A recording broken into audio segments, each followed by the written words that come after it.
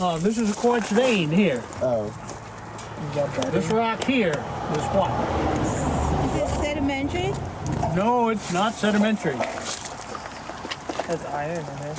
It does have some iron in it. It's igneous. It's a secret volcano. Well, it was I'm in the way. igneous. It's a granite gneiss. It started out as a granite on the order of 1.1 billion years ago. And then it got caught up in a continental collision just a little bit after that, and was metamorphosed to a gneiss. And this records this continental collision that did the metamorphism, and the igneous rock itself, to start with, the granite that it started as, records the assembly of the supercontinent of Rodinia, which is the one before Pangea. So Wow. that's the rock underneath here. This is incredibly ancient then. Not incredibly ancient. The Minnesota River Valley has rocks 3 billion years old. And on the coast of Quebec, there is some that just barely makes it to 4 billion on Hudson's Bay. That's about the oldest known on the Earth. Of course, 4.5 comes from moon rocks and meteorites, which haven't been through the geologic mill. Everything else on Earth has been recycled. Now, that rock is the gneiss. This rock here is completely different. Doesn't look a bit like it. And it isn't. It's unrelated. Anyone want to make a guess as to what this rock might be? Greenstone. I was about to say it is green. It actually is greenish. Now, this greenstone is a meta-basalt.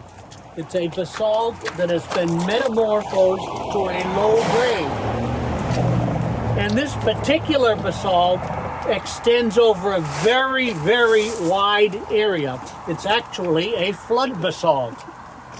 And the flood basalt, like many flood basalts, is associated with the breakup of a supercontinent. So here in this one spot, we have recorded both the assembly of Rodinia at about 1.1 billion and the breakup of Rodinia at about 700 million.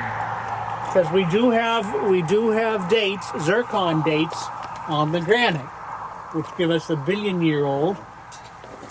Now the greenstone is a little harder because it's a basalt, originally a basalt, and basalt generally does not contain very much in the way of datable rock, particularly zircon.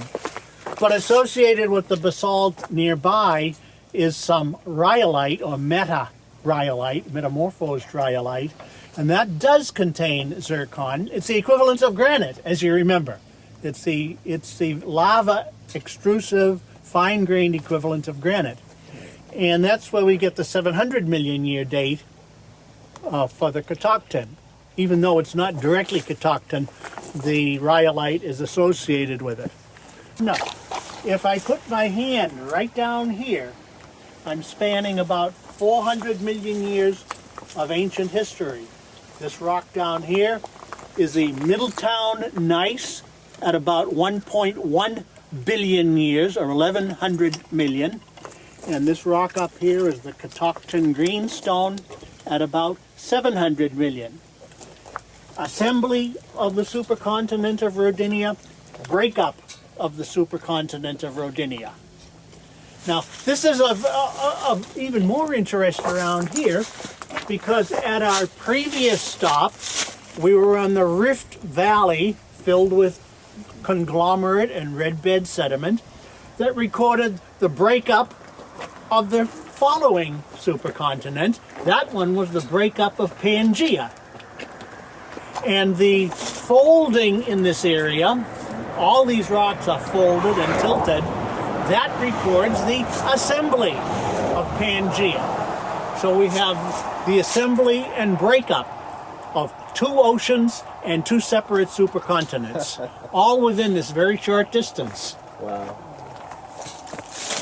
There are not many places where you can see this gneiss. By the way, this is an especially nice locality, and it's even more interesting to me in that, of course, I didn't discover this spot.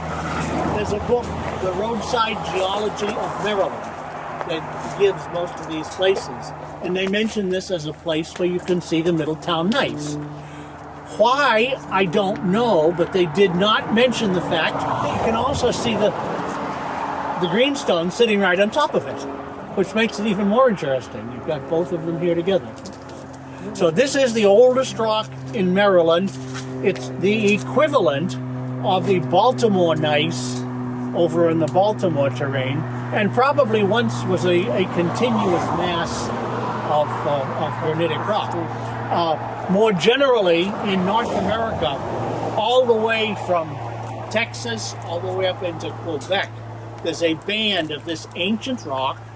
It's called the Grenville Gneiss in most places, that records the collision zone and the assembly of the supercontinents. It's a several thousand-mile long suture zone between continents colliding on either side.